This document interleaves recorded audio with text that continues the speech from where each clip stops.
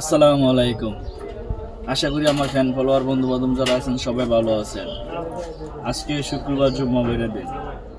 আজকে শুক্রবার জুম্মার উসিলায় আমি বাংলাদেশের প্রত্যেকটা মানুষকে বলতে চাই, আজকে শুক্রবার জুম্মার নামাজের পর প্রত্যেকটা মসজিদের আলেম ওলেমা যারা আছেন, আমি সবার উদ্দেশ্যে আমি এই ভিডিওটা করার মূল উদ্দেশ্য হলো আমি সবার কাছে দোয়ার দরখাস্ত রাখলাম। আপনারা সবাই নামাজের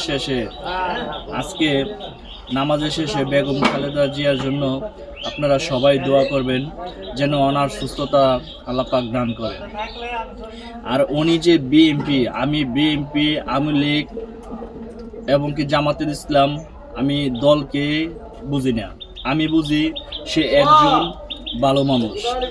সে একজন এতটা ভালো মানুষ, আমি একটা ছোট মনে আমার চেয়ে অনেক ভালো জানেন যারা বয়স্কবান ব্যক্তিরা আছেন এবং কি বাংলাদেশে আলেম ওলেমা যারা আছেন, তারা ওনার বিষয়ে আপনারা অনেক ভালো জানেন। তো আমি সবার কাছে বলতে চাই, আজকে ওনার জন্য এই শুক্রবার জুম্মা নামাজের পর আপনারা সবাই ওনার জন্য দোয়া করবেন।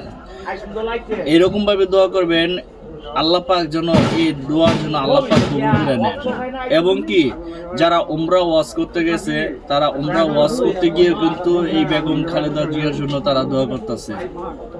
আর শুধু এই ভিডিওটা শুধু আমাদের বাংলাদেশে যারা আছে শুধু তাদের জন্য না, আমি অল বিশ্বে যে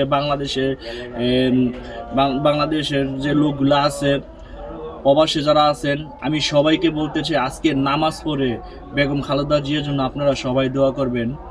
আল্লাহ পাক যেন ওনাকে দ্রুত যেন সুস্থতা দান করে।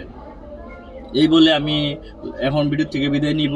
কিন্তু আপনার কাছে আমার একটাই অনুরোধ, আপনারা বেগম খালেদা জিয়ার জন্য সবাই দোয়া করবেন। সবাই সুস্থ থাকবেন, ভালো থাকবেন। আসসালামু আলাইকুম। দেশের গণতন্ত্র রক্ষা করার তৌফিক দাও আল্লাহ। এই গণতন্ত্র সরকার একটা দাও আল্লাহ। ইয়া আল্লাহ, যেই ভোটের অধিকারের জন্য আল্লাহ 17টি বছর জাতি সংগ্রাম করেছে, ইয়া আল্লাহ এই ভোটটাকে যেন আল্লাহ ভোটটা একটা আমানতিকভাবে প্রয়োগ করার তৌফিক দাও আল্লাহ। বেগম জিয়াকে তুমি সুস্থতা দান করো আল্লাহ। আমাদের যদি জীবনে কোনো একটি ভালো কাজ করে থাকে, যে কোনো একজন লোকে এই ভালো কাজের উছিল্লায় আল্লাহ বেগম জিয়াকে তুমি আমাদের মধ্যে আল্লাহ ফিরিয়ে দাও, ভালো কাজের উছিল্লায় ফিরিয়ে দাও। জিয়া পরিবারকে রক্ষা করো।